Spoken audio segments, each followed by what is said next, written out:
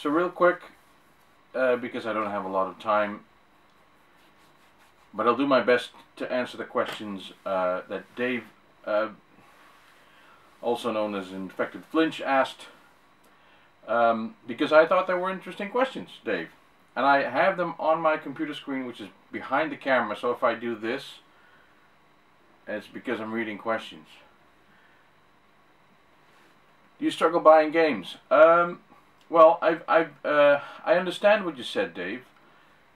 And I can understand why. I mean, I know that you've been through a big change in your life. And I can imagine that that would change your perspective on things that you maybe didn't expect would change. But personally, right now I don't struggle buying games because I just don't buy them, and I'm okay with it. I just buy the games that I really, really want. But I've gone through a period of, well, I guess about 2 years, where I just bought everything that was there just because I could. And but quite honestly, I was spending too much money, and I wanted to do something about it, which is why I came up with my list of games that I wanted. And I stick to that, and that makes me feel very good about buying games. So right now, I'm not struggling in that area buying games. I know exactly what I want. I have a list, and if it's not on the list, I'm just not getting it. And it's worked pretty well so far. And I allow myself to change the list, you know, because I've taken stuff, but I do stick with the number of games, and I don't change that. There are even games on there that I think, do I really want that, you know? But I just don't think about that. In that sense, I guess I do struggle. I made a list just to limit myself. But it's at least stopped the rate at which games are coming in, I guess. So maybe in a sense I do struggle. But I know how to limit myself. So question answered. Next one. Have you regretted trading in a game? Yes. My original Philips video pack, I got that from my mother. That was really, really a thing to get then, because we didn't have all that much money to spend on that kind of stuff, and so it was really special having that, and I traded it in to my friend Pete, who he had like, it was a combined record player, radio, and tape deck. I can just see it. It was white, and I don't think the tape deck even worked. But I just thought it was so cool, and I was so out of my video pack that I said, "Can I have that?" And he said yes, and we traded. I also know he had a Commodore. He had like a VIC 16. Yeah.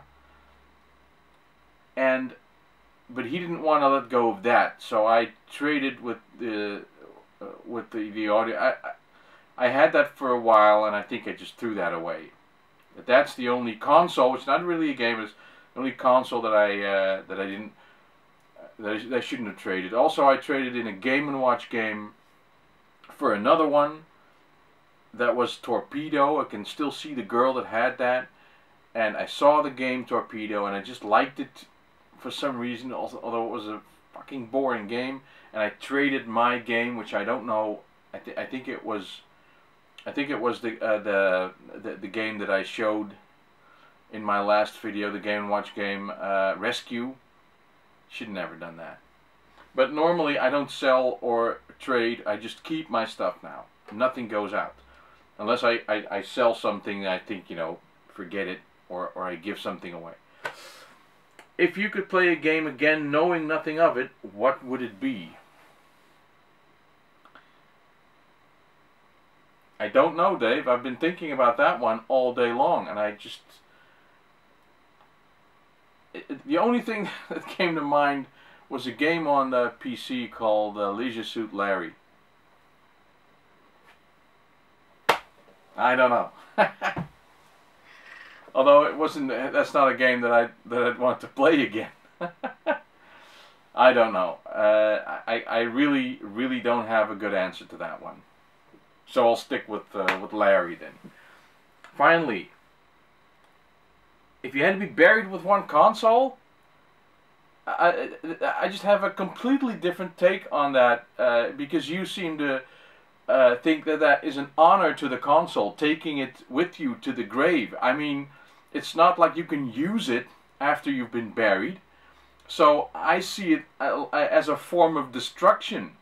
Putting a good working console in the ground is going to destroy it. So I'd really have to hate the console that I took with me to my grave. Although I'm thinking of getting cremated, but you know, that'll have the same effect.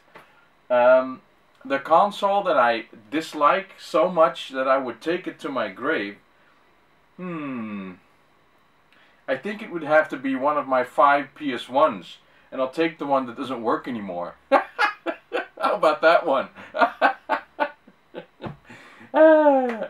Anyway, but you know, I know what you meant by your question. So a console that I would really like to take with me. Oh, it's you know, it wouldn't be a console, I guess. But if I had something, if I could take something with me that I could play after I died, and sit down with Peter, and say, hey, let's play this, it'd have to be the Commodore 64. That's an easy one. So I'm done. See you, Dave.